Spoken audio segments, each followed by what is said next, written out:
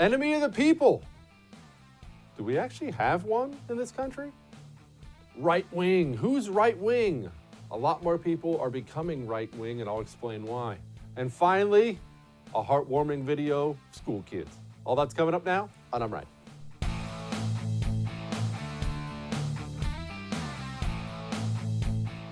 One of Donald Trump's most famous lines, he's been using it continuously since he began campaigning, was enemy of the people. The media is the enemy of the people. The Washington Post is the enemy of the people. NBC, ABC, enemy of the people, enemy of the people, that. And I have to say, full disclosure, I never liked it.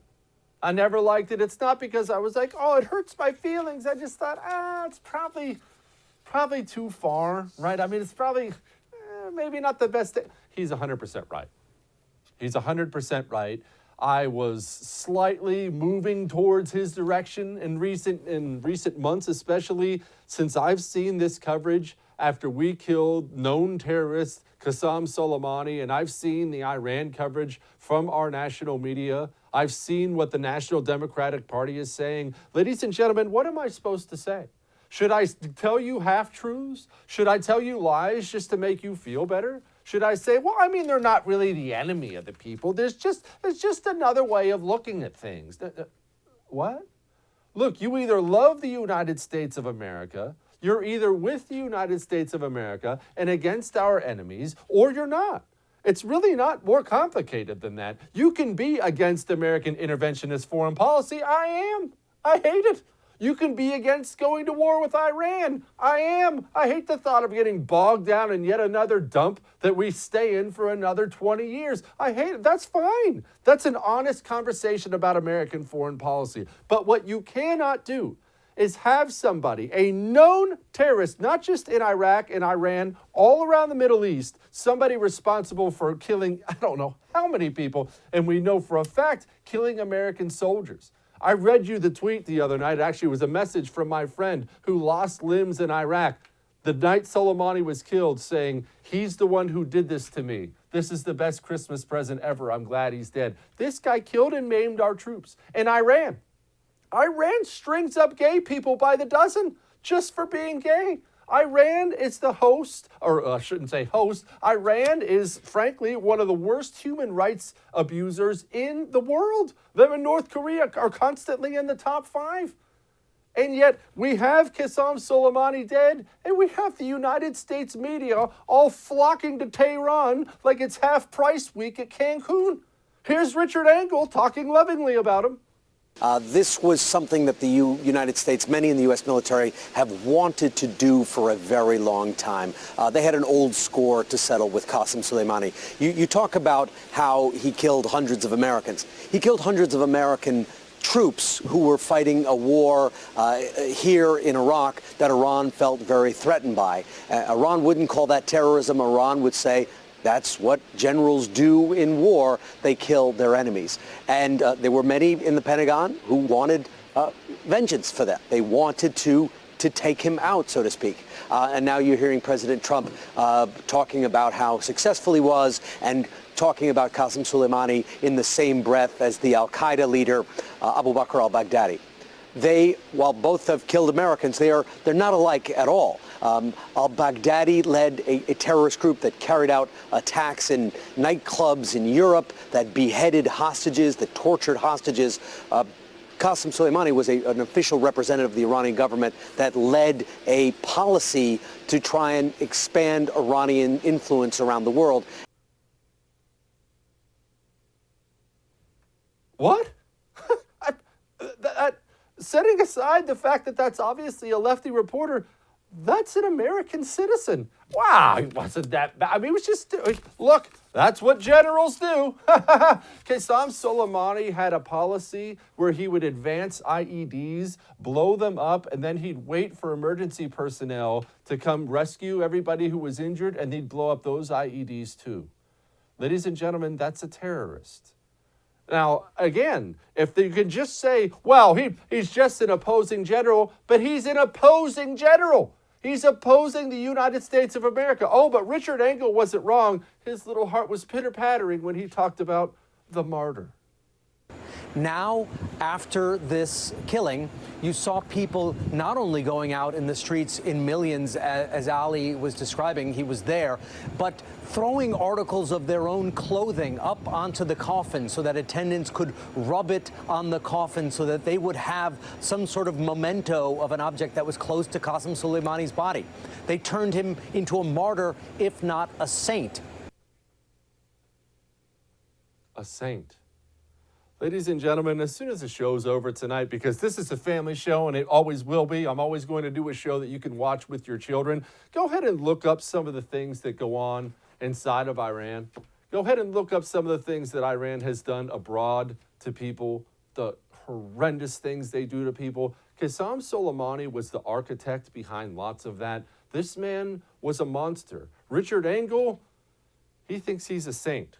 But, I don't want to just pick on Richard. Look, I have 1,000,001 examples. This show could be 5 hours long tonight. Here's Martha Raddatz in full headgear in Tehran. I have been in the midst of anti-American protests in Iran before, but nothing like this. A powerful combination of grief and anger with shouts of death to America echoing through the streets around us. A powerful combination. Ladies and gentlemen, do either of those two people look to you like people who are American citizens, who are people who are pulling for America? Do they? Honestly, you tell me. Oh, by the way, it's not just the media. We have major Democrat presidential candidates. Elizabeth Warren's currently tied for the lead in her primary, and according to the latest polling in Iowa, and this is what she says. Next week, the President of the United States could be facing an impeachment trial in the Senate. We know he's deeply upset about that. And I think people are reasonably asking, why this moment? Why does he pick now to take this highly inflammatory, highly dangerous action that moves us closer to war? Impeachment? Highly dangerous action? It was highly dangerous for the loser who got blown up with the Hellfire. Oh, Elizabeth Warren wasn't done. Was he really a terrorist? I can't tell. Response, and going back to Ruby's question, at an appropriate time. He's part of a group that has been designated. But is he a terrorist? He is part of a group that's been designated. So he's not a terrorist. Of course he is. He's part of a group that our federal government has designated as a terrorist. I mean, he's part of a group. He got caught up in it. We certainly can't put that on him, right? It's just like, I mean, he happened to be the guy in charge. She's not the only senator, ladies and gentlemen. I don't know what I'm supposed to do with this. I'm just giving you what they're saying. I'm playing you the video clips. Here's Senator Chuck Schumer. This is verbatim. Quote, "We write to request and urge to immediately declassify in full the January 4th, 2020 War Powers notification you submitted to Congress following the U.S. military operation targeting Islamic Revolutionary Guard Corps Quds Force Commander Qasem Soleimani. It is critical that national security matters of such import be shared with the American people in a timely manner.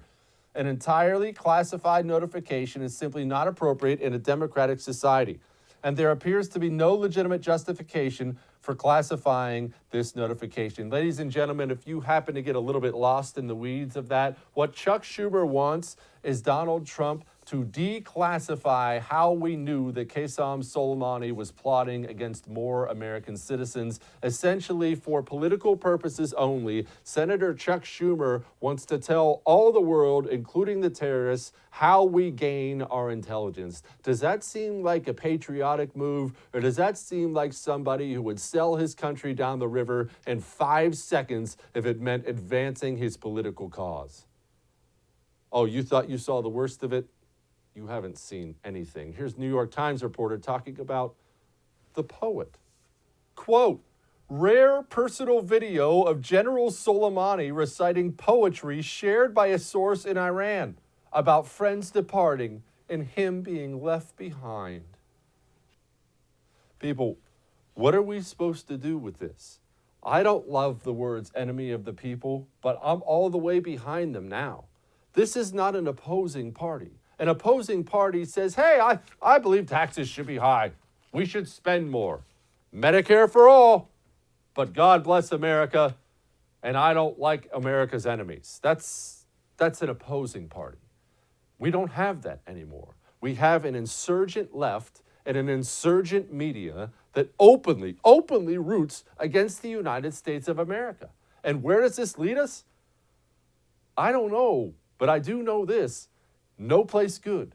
No country this divided can stand. And that's such a cliche thing to say. I mean, America's too divided. It's not that we're divided. It's how big the divide is. The Democrat Party, like it or not, I don't like it either, is half of the United States of America. The leftists control the Democrat Party, the media, Hollywood, music, and the entire education system. If all five of those entities are pushing people, are educating people, are taking the stand that America is the bad guy and Iran's not that bad, that's not a country that's about to recover, ladies and gentlemen. And that gives me no pleasure to say. All of that may have made you uncomfortable, but I'm right. We got Raheem Kassam. Hang on.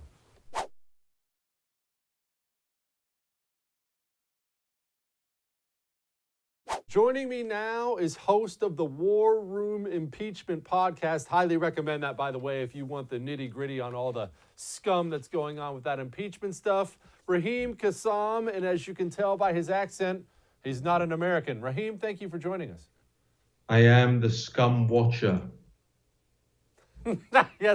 Yes, you most certainly are. All right, Raheem, I don't like to be hyperbolic about things. I mean, I just prefer to give everybody the straight truth, like about how awesome I am and stuff like that. But I'm looking at Richard Engel, Martha Raddatz. I'm looking at Elizabeth Warren, Chuck Schumer, a bizarre commitment by the Democrat Media Alliance to, what's the right word? Lionize Soleimani? Lionize Iran? We're talking about the mourners and how tough they have it. What am I supposed to make of this, man? This is not an opposing party. This is an insurgent party. Yeah, this is what happens when you allow moral relativism to become the new normal. From the Financial Times to CNN to the Washington Post to Bernie Sanders and all across the board, we've heard these. He was a revered patriot. He was just like a dissident in Russia. He's slain by Trump like Putin slays Russian dissidents. We've heard all of it over the last 48 hours. And really, I don't think anybody is that surprised anymore. The Democrat Party, along with their lapdog, the mainstream media, has become increasingly relativistic over the last decade. And I think this is probably one of the times, if not during the Baghdadi killing, whether they call him an austere scholar. Now, you have the revered patriot, Qasem Soleimani. Well, look, I think a lot of people will look at that, turn their televisions off, turn CNN off, and start turning on things like The First. So I'm all for it. Raheem, has it always been this way? I mean, you're a student of history. You know all this stuff out there. Honestly, I have a hard time believing it, but I wasn't alive during the time. I have a hard time believing the Japanese bombed Pearl Harbor and the New York Times was running a puff piece on the Bushido Code the next night. I just have a hard time believing that. But honestly, I feel like that's what would happen today. I feel like if 9/11 happened today, we'd be hearing about Osama bin Laden, unpopular in some circles, but nevertheless a real leader. Yeah. And you'd hear about those the geniuses who learned to fly planes with so little time. They yes. Must have a superior intellect.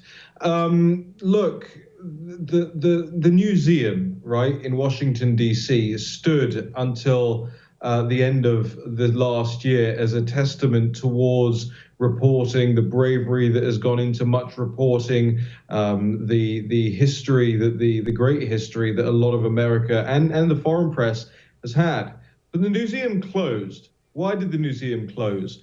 Because the media changed. They decided they weren't going to be neutral arbiters to the extent to which anybody can be a neutral arbiter. They tried, once upon a time, their level best. They've decided they're going to be advocates. They decided they're going to pick sides.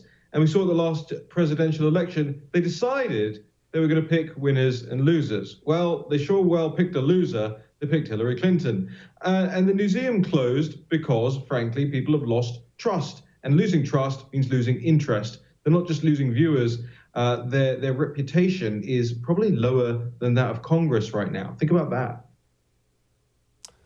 Before we shift gears to impeachment, one last thing on this. Speaking of losing trust, the American people have lost trust in American foreign policy. I would argue rightfully so. I find it to be bumbling, far too interventionist, that we go into these places, we have no plan whatsoever. And while I'm happy that that scumbag Soleimani was dead, I don't want to go to war with Iran. I mean, that may or may not be our call, but how do you come down on this? Where do you feel about it?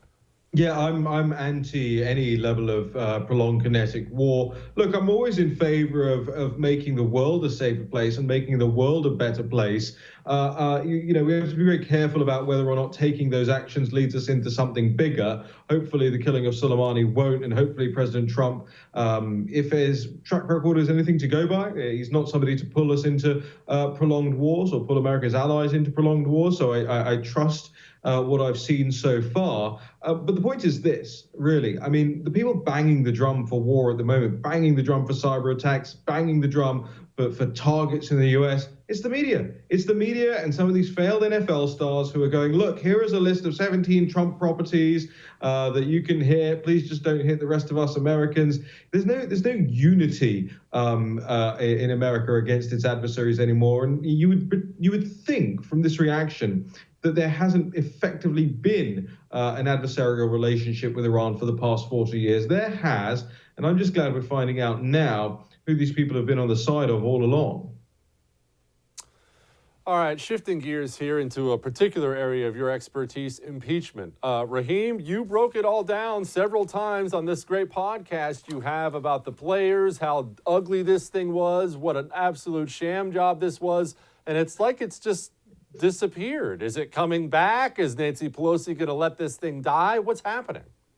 Look, it'll be back because it has to be back, but it'll be back limping along. The two weak articles of impeachment still haven't been sent to the Senate, and Nancy Pelosi's having a real hard time explaining, partly because of a lack of explanation and partly because of her awful dentures, why this shouldn't be moved to the next step, moved to the Senate, moved to a trial, moved to where senators can act as jurors and decide up or down on this. Well, look, I mean, the Senate, I think, will proceed with its own process now, with or without Nancy Pelosi's articles being forwarded to the Senate, a procedural thing at the very most. And you probably will see, Ro Khanna, Democrat, yesterday said we might have a new article of impeachment related to this Iran stuff. You might have little additions here and there. You might have John Bolton saying he wants to go and testify. You might have a new email leak from the Office of Management and Budget. But by and large, impeachment is dead. The country should be able to move on, and the Democrats should actually do something they were elected to do for the first time in 2 years and pass USMCA.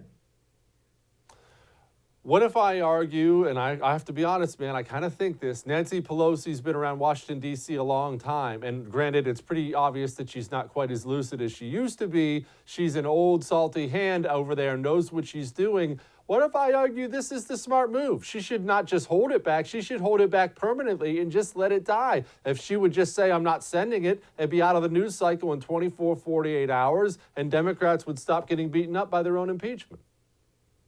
But that would mean going before her constituents, going before the country and saying, we wasted the time, we wasted the effort, we wasted your trust, we wasted the money, the millions it has cost to get us here, we wasted it so much in terms of opportunity cost.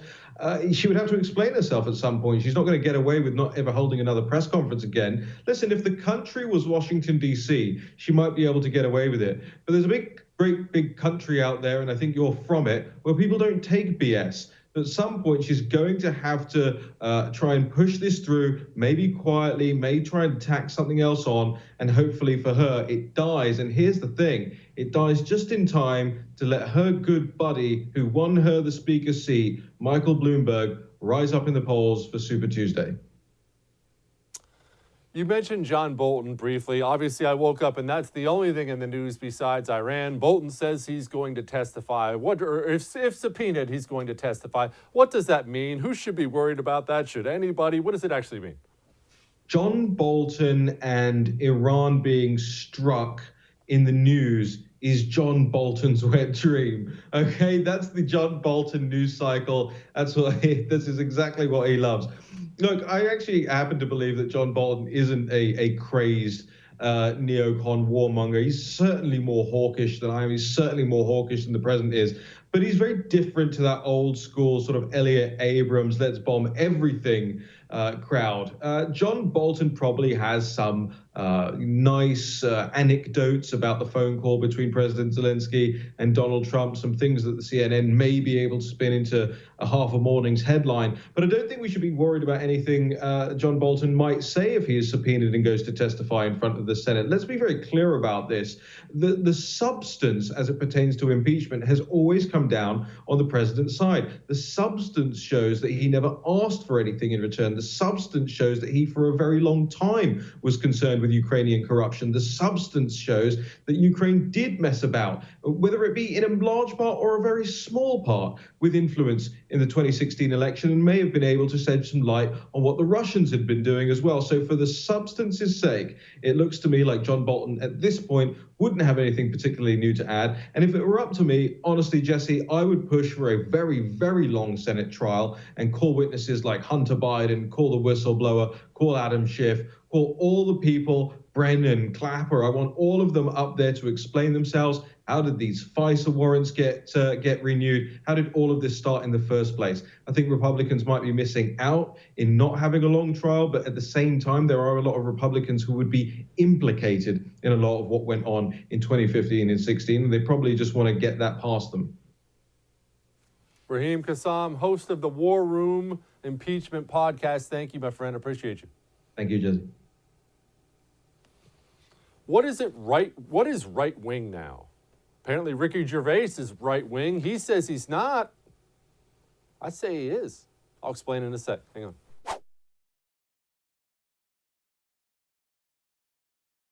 Do not change the channel. I'm not going to do an entire segment on the Golden Globes again, I promise you.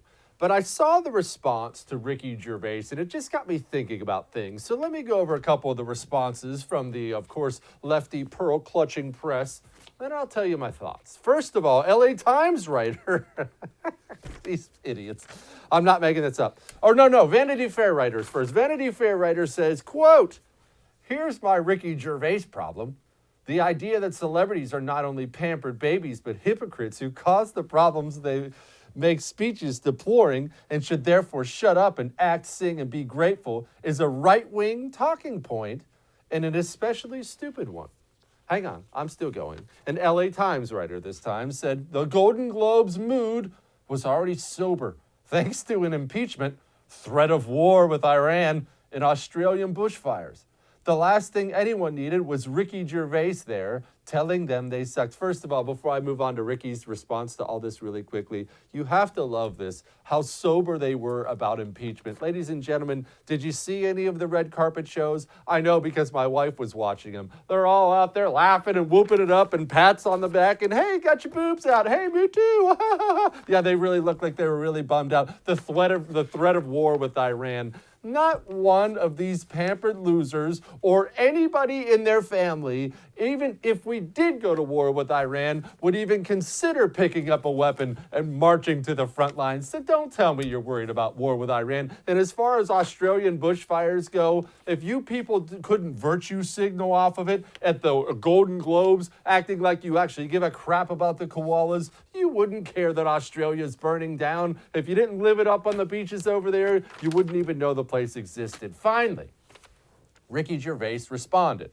I have to edit this a little bit, again, because it's a family show, and he's Ricky Gervais. He said, quote, "How the F can teasing huge corporations and the richest, most privileged people in the world be considered right-wing?" Essentially, Ricky Gervais woke up, saw every left-wing writer all of a sudden calling him a conservative, and he's a guy who goes after conservatives all the time, and he looks around and says, wait, what? I'm right-wing now. Well, I have a message for you, Ricky. You are. And that may make you really, really uncomfortable. I get that. He's somebody who rages against conservatives. Christians are stupid and conservatives are dumb and whatever. But he is a right-winger now. And it's not as if Ricky Gervais moved anywhere. He didn't move to the right. The left has become, and I've told you this repeatedly, the party of intolerance, the very definition of the small tent party. You see, they used to be this, I mean, look, any degenerate out there wants to come vote Democrat, you're all welcome in. And for some reason, somehow, some way, they've become so consumed with hatred, so consumed with wokeness and social justice warrior crap and celebrate her abortion and, oh, look, it's 8,000 transsexuals. That's a beautiful thing. They've become the party that celebrates anything and everything as long as it's left. But here's the catch, Ricky. Here's the catch for all of you who think you might be moderates or apolitical or I don't even like the right. If you don't walk lockstep with them every single step of the way, you're considered a right-winger to them. You may not like the right wing, but the truth of the matter is, especially in this modern populist Trump era, the right wing welcomes everybody in. Everyone. The left welcomes nobody in. In fact, they actively kick people out, but it actually gets worse than that. You see, this goes way beyond the Golden Globes and Ricky Gervais. What the left has become, the ultimate bully party, you aren't even allowed to just be silent on things. Do you remember, you probably don't unless you're a 15-year-old girl, but for years, Taylor Swift, she's this big singer, she refused to take any political stance. I'm just going to do teeny bop music and play my guitar or whatever. They hounded that girl until she finally started coming out in favor of left-wing talking points. There are no silent soldiers. There is nothing allowed. There's no deviation from the hardcore leftist line. Either you are with them lockstep every single step of the way, or you are the enemy. So guess what, Ricky Gervais? Welcome to the right wing. And it doesn't matter how you line up on the issues or whether you like Donald Trump or not. In this modern day, in the year 2020, if you don't want to conform, if you want to be counterculture, if you want to think for yourself, whether you realize it today, next year, or 10 years from now, you are a right-winger now. And you know what? It's great for the right as well, because it's great for the right to embrace, once again, freedom. Freedom. Freedom of speech, freedom of thought. I have friends from all different walks of life. I have a couple liberal friends, but the reason I only have a couple liberal friends is because they all share this same characteristic now, even in my own neighborhood. Everybody knows who the Democrat is. Why? Because when we all get together to watch the college football playoffs and somebody's got a pizza in the oven and we just pulled out the hot wings. Hey, man, grab me a beer. Hey, how's the wife? Kids doing all right? Grades good? Who's the one person who has to storm in? I can't believe this about politics. Donald Trump's the devil. The Democrat, every single time. Because there's something about leftism, ladies and gentlemen, there's something about it that takes it from a political movement. I don't know how you get to that place in your mind, but leftism is truly a religion. It is an all-consuming religion, and you will conform, you will bow to their God, or you will be burned at the stake as a heretic. Ricky Gervais just got the latest treatment. So that's part of the reason they hate him. Rest assured, another part of the reason they hate him, he pointed out the fact that they're all a bunch of hypocritical, amoral scumbags who don't actually give a crap about any of this. Joaquin Phoenix is even getting crushed. Apparently he's some big leftist environmentalist guy, stood up and said, you all say you care about the planet and you took a bunch of private jets here. He's right. The right wing is expanding, the left wing is contracting, and the leftists have nobody but themselves to blame for it.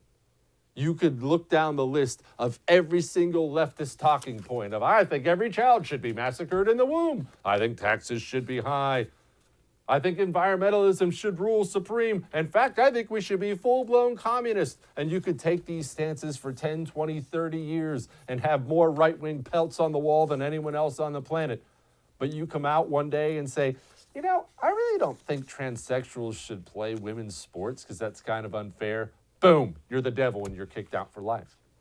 It's how they are now. It's who they are now. Welcome to the right, Ricky. To talk about that and other things, the Daily Caller's very own Amber Athey joins me in just a second. Hang on.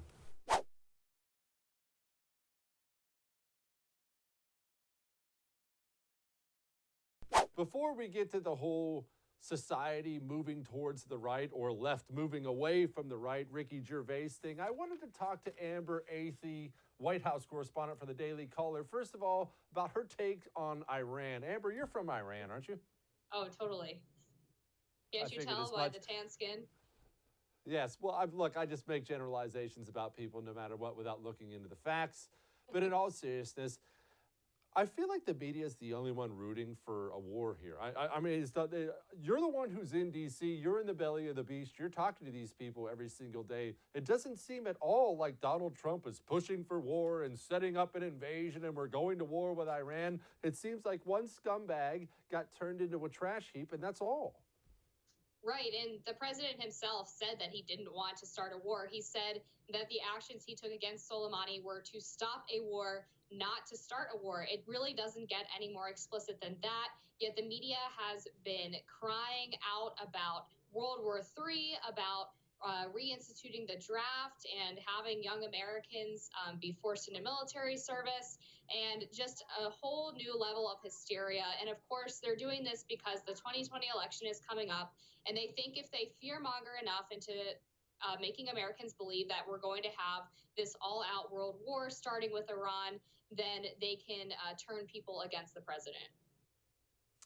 Amber, I generally wouldn't care that much about the leftists, banging the war drums because they think it hurts Trump.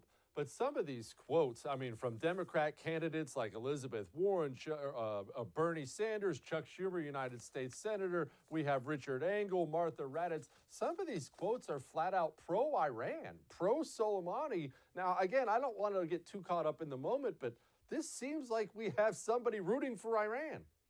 It's actually sickening. I wrote a piece earlier today rounding up all of the times that the New York Times had been advancing Iranian propaganda throughout the past week, including taking for granted that there are these large crowd sizes at Soleimani's funeral without ever mentioning the fact that Iranians in many cases are forced to attend these types of public events. School children, according to an Iranian journalist, were supposed to write pro-Soleimani essays in their classes. So the Western media in particular is just taking this Iranian propaganda full sail and regurgitating it to the American people, all apparently in an effort to make Trump look like the bad guy for eliminating a terrorist. Is that all it is? Is this just an anti-Trump thing? Because that actually makes me feel better. If this is just, I'm so Trump deranged that I'm going to root for Iran, please tell me they're not rooting against America. They're just rooting against Trump. I really hope so, but it's hard to tell at this point, Jesse. Yeah, it is hard to tell. All right, we're not going to go too deep in the weeds on the Golden Globes the other night because it's 48 hours old and you have to really stay current in this business. No big deal. I'm a professional. But I did find it amusing, the response that Ricky Gervais got from LA Times writers, Vanity Fair writers, claiming he's some conservative stalwart now because he called them out on their crap. And look, what I said, Amber, is I think he is a right-winger now. And even though he denies it, I think the left has become so intolerant, you have to be lockstep with them on every single issue. The second you step out of line, they toss you out. Right. I think by the standards of the left, Ricky Gervais has somewhat become a right-winger because he opposes things like cancel culture. He opposes this woke political correctness that means you can't make fun of these people who hold all the power in society now, the people of Hollywood, the people who hold a lot of governmental positions, who control the universities. You're no longer allowed to criticize those people, and those people fundamentally are on the left. Another interesting point that was made after Ricky Gervais's monologue was you saw quite a few journalists jumping to the defense of Hollywood actors by complaining that there are so many bad things going on in the world, that this was such a somber, sober affair. How dare he inject some humor into this? Well, let me tell you, BuzzFeed wrote an entire article featuring 40-plus photos of celebrities absolutely wasted at the Golden Globes after party, seemingly having the time of their lives, sipping champagne and hitting each other in the heads with their trophies. So the idea that they are all mourning over the Australian wildfires or worried about World War III is such a ridiculous concept that it deserves even further mockery than the ones that Ricky Gervais gave to them the other night.